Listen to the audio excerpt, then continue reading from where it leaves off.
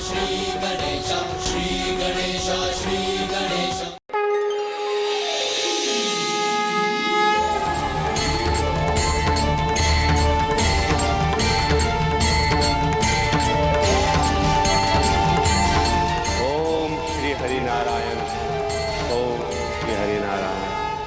राजा इंद्रद्युम्न और उनकी पत्नी गुंडीचा के लिए तो जैसे समय रुक सा गया था। सृष्टि के नियमानुसार वो वृद्धावस्था को प्राप्त नहीं हुए थे। तो जब महाराज ब्रह्मलोक यात्रा पर थे तब महारानी ध्यान समाधि में लीन थी और ललिता और विद्यापति महारानी गुंडीचा का ध्यान रखने में सदैव व्यस्त थे।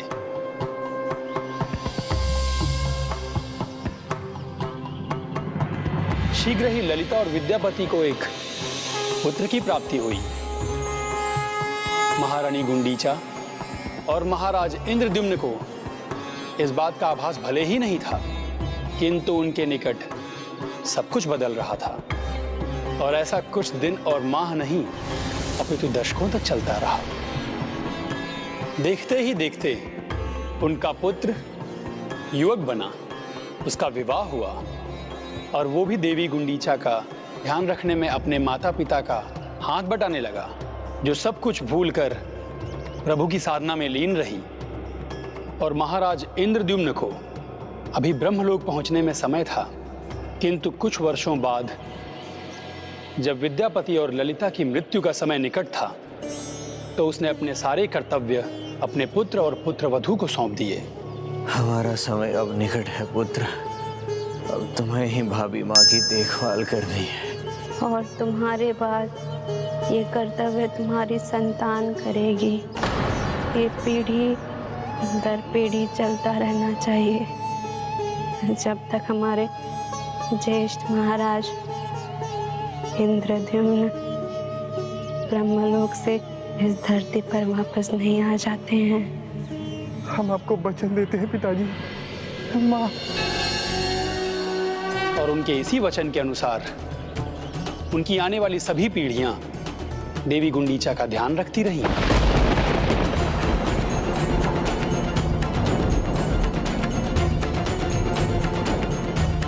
और फिर वो दिन आ ही गया जब महाराज इंद्रद्युम्न देवर्षि नारद के साथ ब्रह्मलोक पहुंच गए।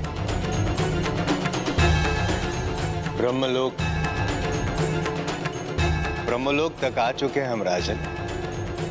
ब्रह्मलोक तक लाने का कार्य मेरा था राजन, इसीलिए मैं आगे था। अब कार्य आपको संपन्न करना है तो आपको आगे जाना होगा। प्रस्थान कीजिए राजन।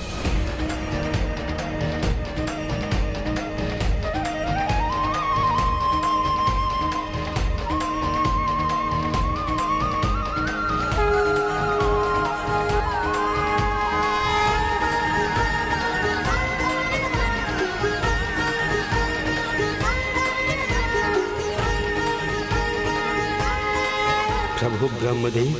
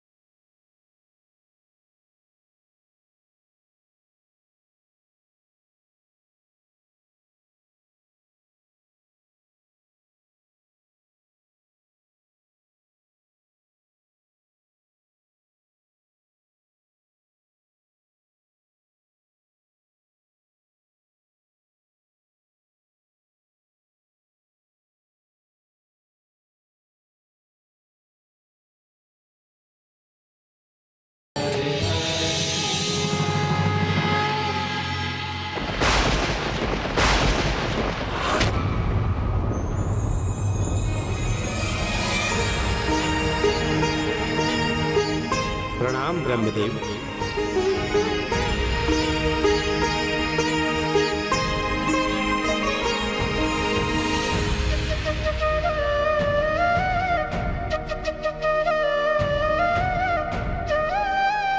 अति सुंदर कृष्ण स्तुति का गान किया है आपने राजा। हे प्रभु, सृष्टि के रचयिता, मुझे क्षमा करें। मुझे आभास ही नहीं हुआ, आपके समक्ष अनायास ही मेरे मुख से श्री कृष्ण की स्तुति निकल गई। किंतु विवश हूँ प्रभु, जब भी मेरे मन में भक्ति भाव आता है तो अपने प्रभु श्री जगन्नाथ का नाम ही लेता हूँ। इसलिए जब आपको देखकर मेरे मन में भक्ति भाव उमड़ा तो प्रभु श्री कृष्ण की स्तुति ही जीवा पर आ गई। क्षमा कीजिए ब्रह्मदेव, मुझे नहीं, राजन को। भक्त अपना आराध्य का नाम जपे बिना कहाँ रह पाता है। बहुत लंबी यात्रा की है इन्होंने, पूरी यात्रा सिर्फ हरि नाम ही जपते रहे, तो आपके समक्ष आने के पश्चात भी हरि नाम हरि नाम। रुकिए देवर्षि, विचलित मत होइए। भक्त की भक्ति सर्वोपरि है, वो भगवान की किसी भी रूप की क्यों ना हो। मैं तो इनकी सरल भक्ति से बहुत प्रभावित हूँ। हे प्रभु, यदि ये सत्य है और आप मुझसे प्रसन्न हैं तो कृपया मेरे। आपका निमंत्रण मुझे स्वीकार है राजन। आप यहाँ क्यों आए हैं इसका कारण मुझे ज्ञात है। मैं भी आपके द्वारा बनाए गए जगन्नाथ मंदिर की स्थापना के लिए अति उत्साहित हूँ।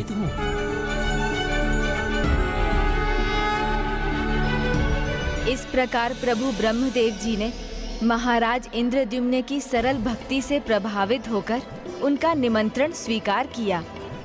तब तो उनके लौटते ही प्रभु की प्रतिमा की स्थापना मंदिर में होगी। नहीं, कार्य इतना सरल अभी भी नहीं था, क्योंकि जैसा देवर्षि नारद ने कहा था, उनके ब्रह्मलोक से लौटने पर सब कुछ बदल चुका था और अब ये क्षेत्र राजा गालू माधव के अधीन था। इतने वर्षों के बीतने के कारण प्रभु जगन्नाथ जी का मंदिर रेत के अंबार में दब गया था, किंतु उस समय के राजा गालू माधव का ध्यान इस पर गया। लगता है यहाँ रेत के नीचे एक मंदिर दबा हुआ है। जितने श्रमिक मिले उतने लेकर आओ और मंदिर को रेत से बाहर निकलवाने के लिए सभी से यहाँ श्रम करवाओ।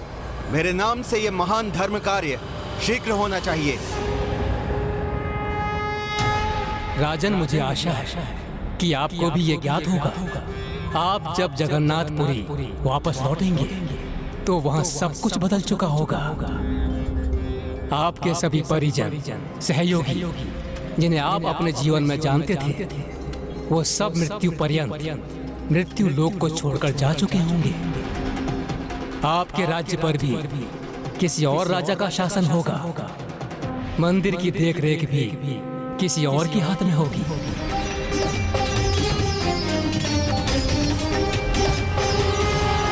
प्रभु, जब मैं वहां से निकला था तभी अपने सभी मोह बंधन को तोड़कर निकला था। मेरे सामने एक ही ध्येय है, प्रभु के मंदिर की स्थापना और पूरी का अलौकिक धाम लौकिक धाम बने, जहां उनके सभी भक्त प्रभु के दर्शन प्राप्त कर सके। इससे अधिक मेरी कोई इच्छा नहीं है प्रभु। ना मुझे राज्य चाहिए, ना ही मंदिर के देखरेख का उत्तरदायित्व। इस मंदिर को धरती के गर्भ से ढूंढकर बाहर निकालना ही मेरी सबसे बड़ी और महान उपलब्धि होगी और सदा मुझे इसके लिए स्मरण किया जाएगा और मेरा नाम भी इस मंदिर के साथ अमर हो जाएगा।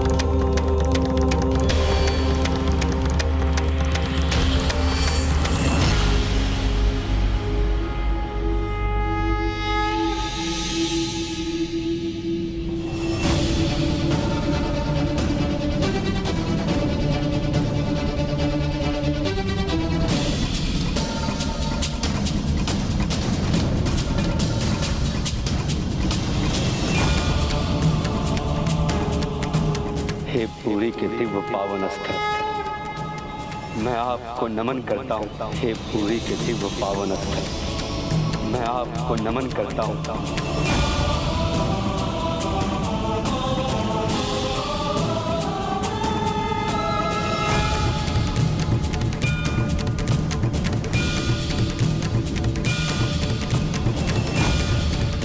और जैसे ही महाराज इंद्रद्युम्न ने देवर्षि और ब्रह्मदेव के साथ पुरी की पावन धरती पर अपने पांव रखे, देवी गुंडीचा भी ध्यान समाधि से बाहर आ गई। उन्हें अपने पति के लौटने का आभास हो गया।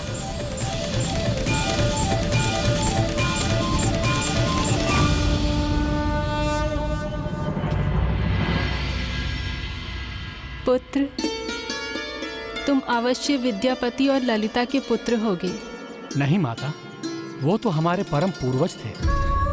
पृथ्वी से उनको प्रस्थान किए सदियों बीत चुके हैं। हमारे माता पिता ने हमें आपका ध्यान रखने का आदेश दिया है। बताइए माता, हम आपकी क्या सेवा करें? पुत्री, मुझे जगन्नाथपुरी ले चलो। मुझे आभास हो रहा है मेरे स्वामी लौट आए हैं।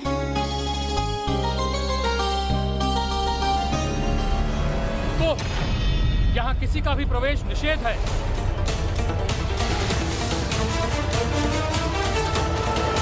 मुझे रोकना उचित नहीं है सैनिक। उचित अनुचित का निर्णय तुम नहीं, हमारे महाराज करते हैं। महाराज का आदेश है, यहाँ किसी भी बाहरी के प्रवेश की अनुमति नहीं है। कौन है तुम्हारे महाराज? अपना संपूर्ण बल एकत्र करो और खोल दो इस द्वार को। और जोर लगाओ।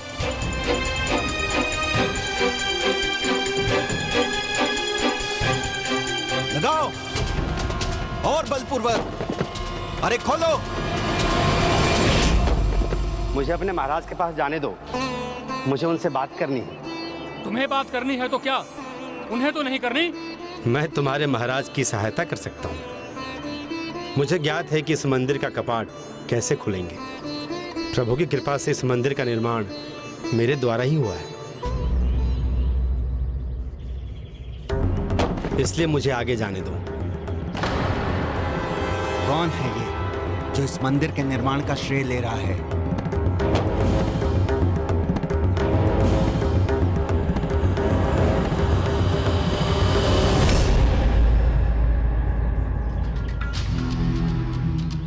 प्रणाम महाराज। इस मंदिर को रेत के सागर से निकालने वाला मैं हूँ और तुम इस पर अपना दावा कर रहे हो।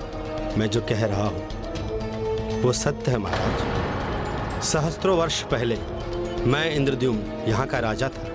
प्रभु नील माधव का आशीर्वाद और राम भक्त महाबली हनुमान जी की सहायता से मैंने प्रभु जगन्नाथ जी के इस मंदिर का निर्माण किया था।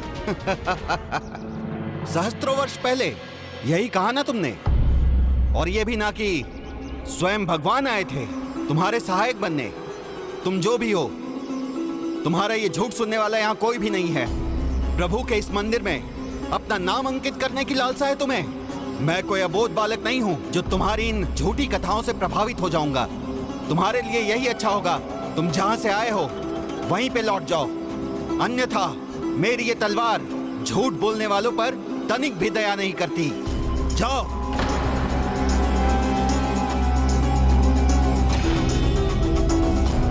ब्रह्मदेव, अब आप ही कुछ कीजिए। राजा इंद्रद्युम्न निशस्त्र है, संकट में है। सहसा विदधीत न क्रियां विवेक परमा पदाम पदम दृढ़ते ही विमृश्य कारिणाम गुणलुब्धा स्वमेव संपदा। जो सोच विचार के भक्ति भाव से कार्य करते हैं उनके साथ सदा भगवान होते हैं, और जिसके साथ स्वयं प्रभु जगन्नाथ जी का आशीर्वाद हो उसे भला कैसा भय। सुना नहीं मैंने क्या कहा? उल्टे पांव यहाँ से लौट जाओ। मेरा विश्वास कीजिए, मैंने जो भी कहा है उसका एक एक शब्द सत्य है। प्रभु जगन्नाथ जी की कृपा से मैंने इस मंदिर का निर्माण किया है और उनकी कृपा से ही आज प्रभु की प्रतिमा की स्थापना होगी। जय श्री जगन्नाथ, जय श्री जगन्नाथ। जय श्री रुक जगन्नाथ। जाओ, मैंने कहा रुक जाओ, आगे मत बढ़ो। जय जगन्नाथ, जय श्री जगन्नाथ, जय श्री जगन्नाथ।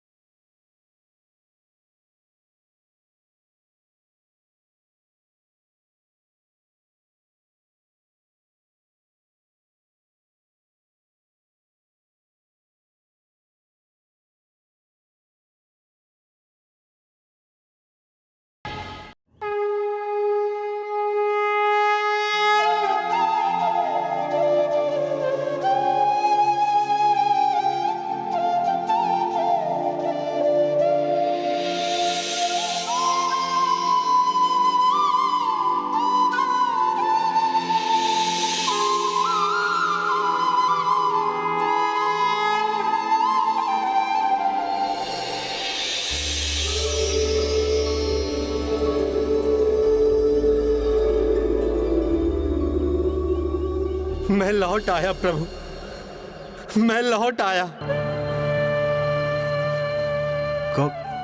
कौन हो तुम? मैंने जो परिचय दिया था वो उचित नहीं था। मेरा वास्तविक परिचय बस इतना है, मैं प्रभु का मात्र एक भक्त हूँ और प्रभु कार्य के लिए ब्रह्मलोक की यात्रा से लौटकर आया हूँ। परिहास कर रहे हो? ब्रह्मलोक तक कोई नहीं पहुंच सकता और ना ही वहां से कोई लौट सकता है।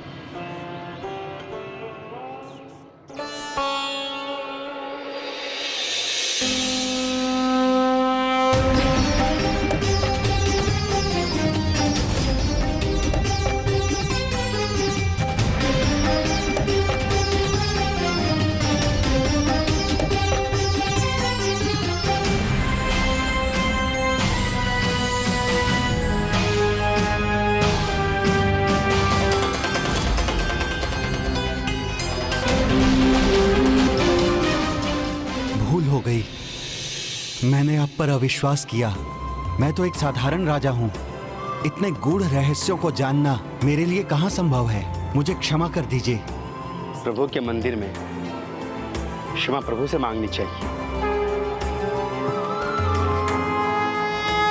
उनका आशीर्वाद रहेगा तो आपके सभी दोष दूर हो जाएंगे।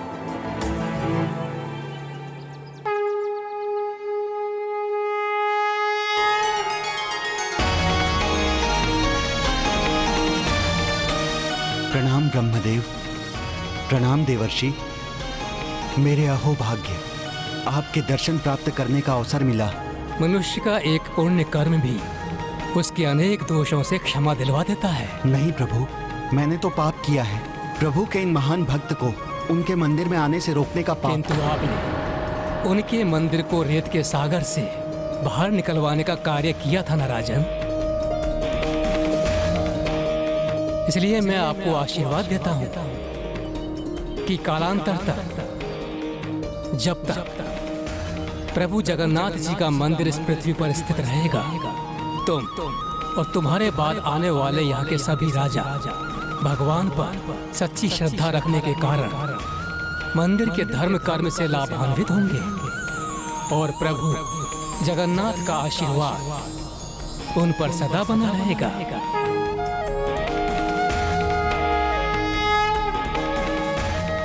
इतने सशस्त्र सैनिक और स्वयं महाराज गालू माधव अपने खड़ग के साथ खड़े, किंतु फिर भी कोई महाराज इंद्रद्युम्न को स्पर्श भी नहीं कर सका। अर्थात जो प्रभु श्री जगन्नाथ जी पर पूर्ण विश्वास रखता है, प्रभु उसका हाथ सदैव थामे रखते हैं। भगवान श्री जगन्नाथ की शरण में जो कोई भी जाता है, प्रभु उसका साथ कभी नहीं छोड़ते। अंततः महाराज इंद्रद्युम्न के जीवन का उद्देश्य पूर्ण होने वाला था। आपके आदेशानुसार मैं 100 कूपों का जल ले आया हूं। आपकी आज्ञा हो तो प्रतिमा की स्थापना आरंभ कर सकते हैं।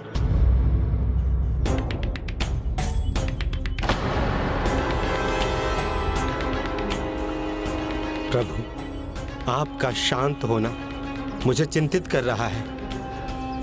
मुझसे ऐसी क्या भूल हो गई है? क्या है जो छूट रहा है? वत्स, तुम्हारे द्वारा पूजा स्थापना के लिए तुम्हारे साथ अर्धांगिनी का होना अनिवार्य है।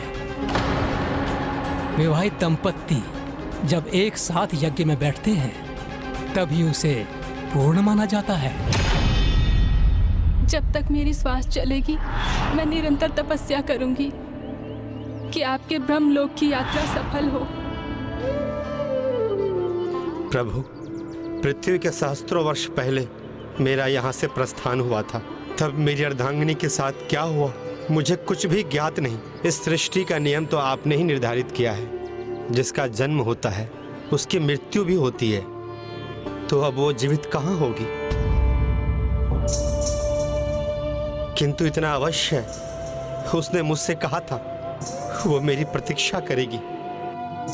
मैंने जो वचन दिया था उसे पूर्ण भी किया है स्वामी। मैं तो तब से ही आपकी प्रतीक्षा में हूँ।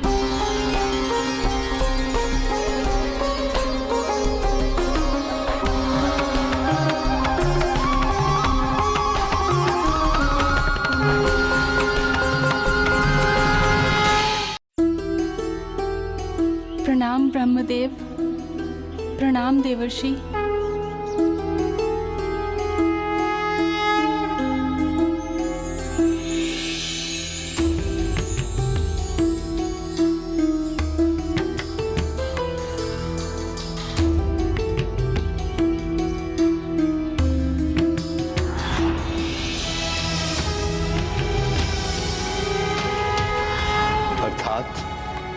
इस अवधि तक आप समाधि स्थित प्रिय?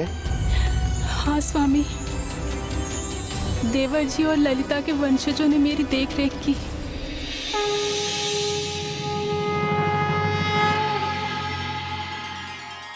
जब आप दोनों यहाँ उपस्थित हैं तो हमें स्थापना यज्ञ संपन्न कर लेना चाहिए।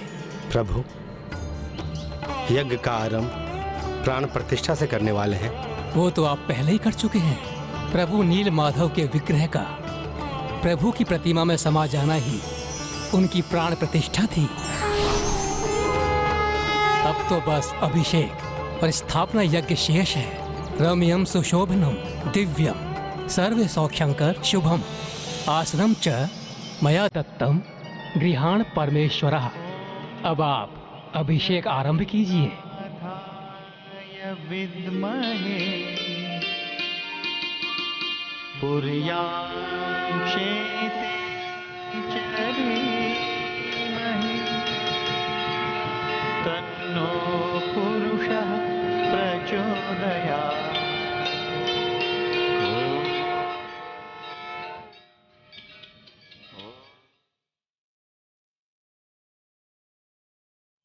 गंगा सरस्वती रेवा पयोषणी नर्मदा जल है स्नापितो असि मया देव तथा शांति कुरुषु में मंदाग्न्यास्त यद्धारी सर्व पाप हरम शुभम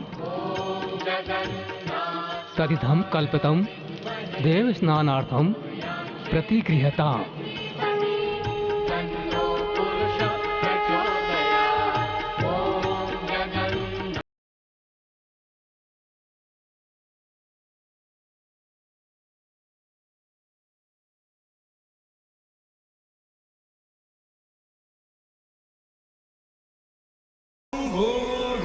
स्वः तत्सवितुर्वरेण्यं भर्गो देवस्य धीमहि धियो यो नः प्रचोदयात्।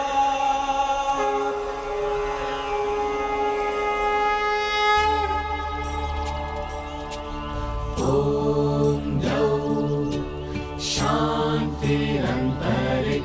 शान्ति पृथिवी शान्तिरापः शान्तिरौषधय शान्ति शान्ति वनस्पतयः शान्ति विश्वे देव शान्ति ब्रह्म शान्ति सर्वं शान्ति शान्तिरेव शान्ति साम शान्तिरेधि ॐ शान्ति शान्ति शान्ति।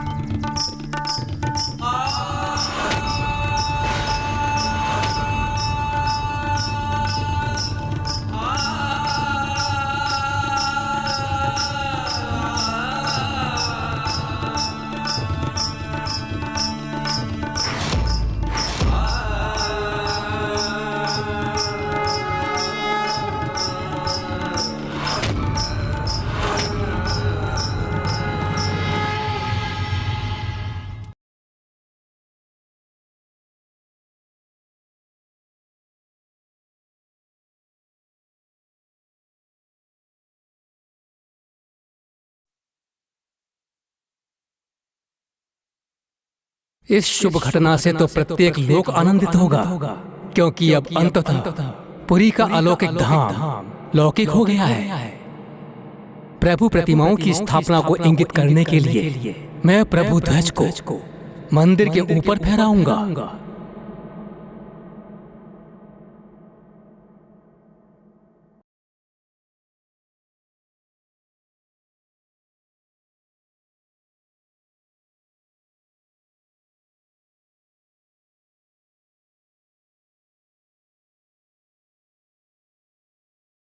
नारायण नारायण। वायु विरुद्ध फहराने वाला ये प्रभु ध्वज इस बात को सूचित करता है कि परिस्थिति कितनी भी विपरीत क्यों ना हो, संपूर्ण संसार में प्रभु भक्त के विरोधी कितने भी क्यों ना हो, किंतु प्रभु हमेशा अच्छे और बुरे समय में अपने भक्तों का साथ अवश्य देते हैं। नारायण नारायण नारायण।